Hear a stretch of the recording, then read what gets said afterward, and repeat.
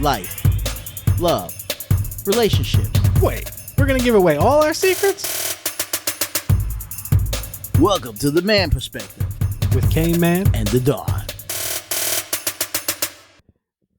Today on the Man Perspective, we're talking about firearms. So, anybody who's a firearms owner or an enthusiast of firearms, we want to know, how did you first get familiar with firearms? Like, what's your story? Wow.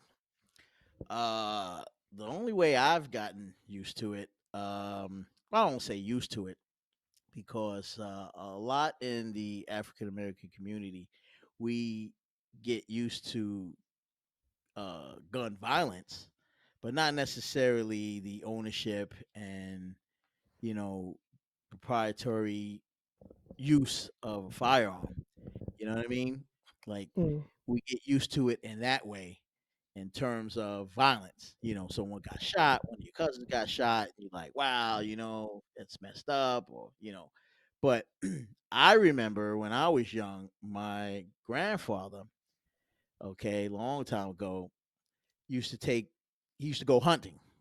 mm, This was upstate New York, and he would go hunting for like deer, rabbits, small things like that, nice. birds, stuff like that. And he always had a rifle. He had several rifles, and I think when he took us, hunting, I mean, we was at the ripe age of maybe I would say 6, 7. You know what I mean? He introduced us to us, and Mm, told us about the safety of it and things of that nature, and you know what? Being exposed to it at an early age didn't want me or didn't prone me to want to grab his gun or grab a rifle. You know what I'm saying? Like he would have it yeah, locked away, of course, and he always had it locked up and stuff like that. And sometimes, you know where it's at, in the closet or somewhere.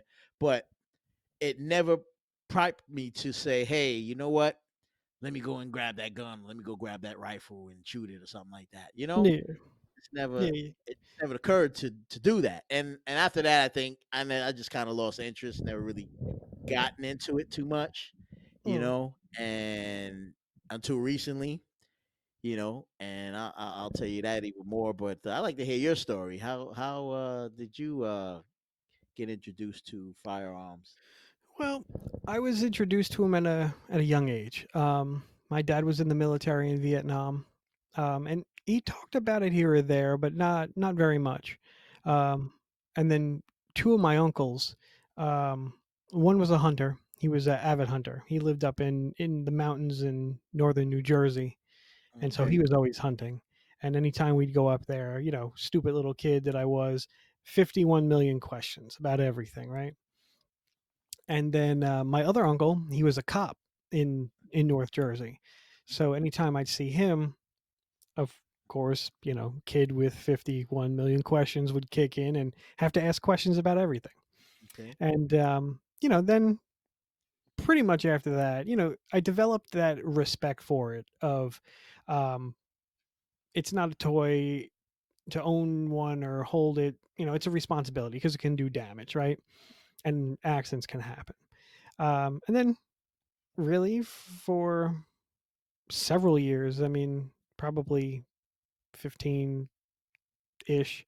Didn't give it any thought. And then one day I went to the range with some friends, and it was kind of like one after another started to buy their own to take to the range. And then I ended up kind of following suit because I figured, well, if this is going to become a normal thing and we're going to go to the range as often as we are, I might as well pick up something that's mine. and that's interesting because that's when I got first introduced to it through Yeah. a friend and going to the range. I mean, it's just something about going to the range, and you actually shoot that first firearm. You Mm, say, "Oh wow, this is," it yes. has that kick, and you like, "Wow." It's like you Hmm. get hooked from day one.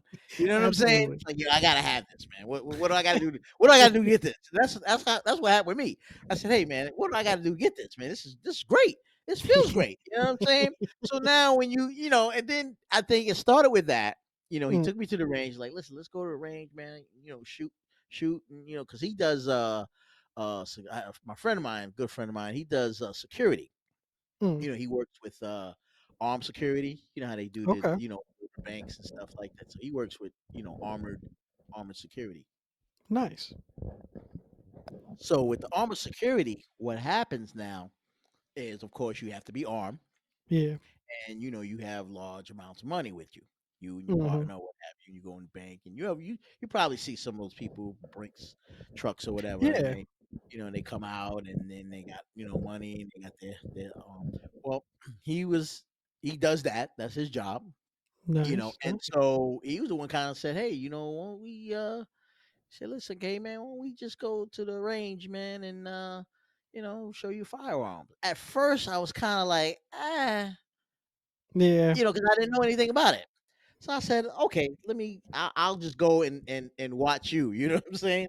Shoot. Yeah. So of course you go in there, and of course it's packed, and you seeing everybody shooting. You got he had an extra pair of headphones, like put these on and the glasses, and so he's laying off a couple rounds, right? And I'm watching. I'm like, okay, that's kind of interesting because you kind of see it on TV, quote unquote, in a sense. You know what I mean? At Mhm. the firing range, but when you're actually there, it's a different Different story. experience. Oh yeah. Different experience.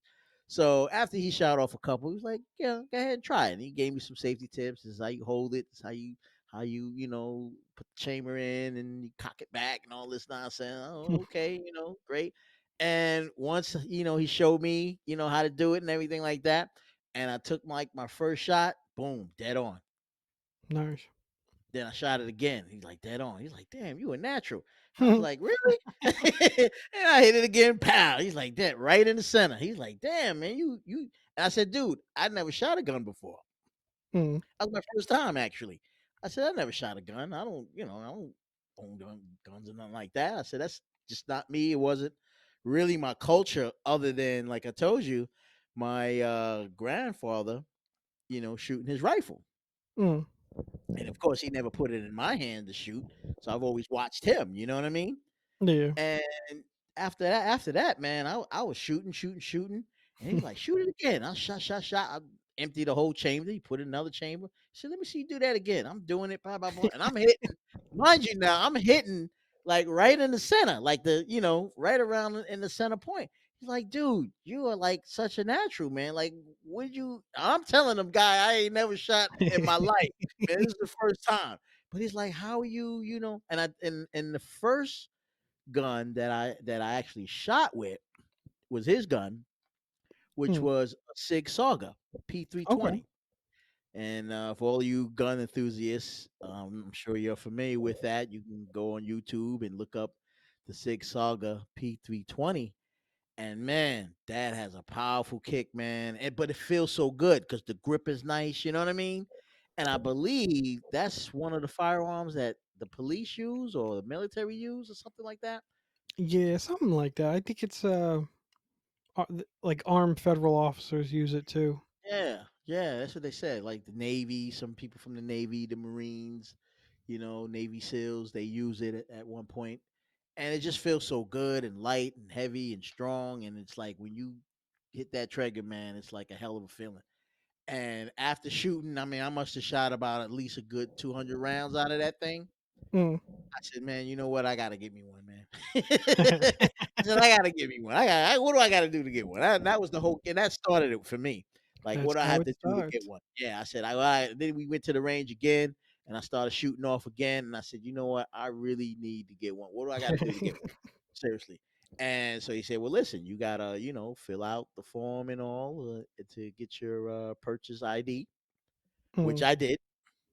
And once I did that, and came back, they run your background check and everything, and boom, I got my card that said, "Hey, you can purchase firearm." Start your morning off the right way with the man perspective with K Man And the done. Get your weekly dose of the man perspective with K Man. and the Don. Nice. Man, that was the experience. It is an experience. It is. That was the experience. And you know what? When I went to the gun store, actually, the first gun that I wanted to get was that P320 Sig Sauer. I was like, dude, I gotta get this gun. I gotta get this gun.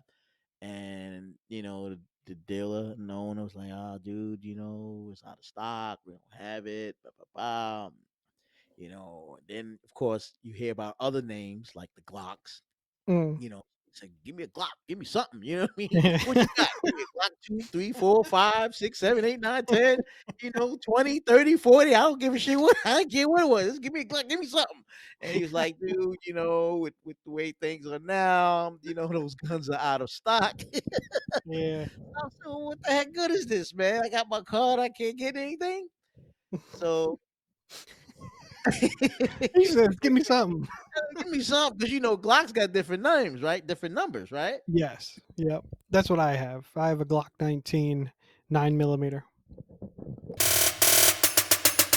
Now you heard our perspective. It's time to hear yours. Get at us at themanperspective@gmail.com. Or use the hashtag #TheManPerspective.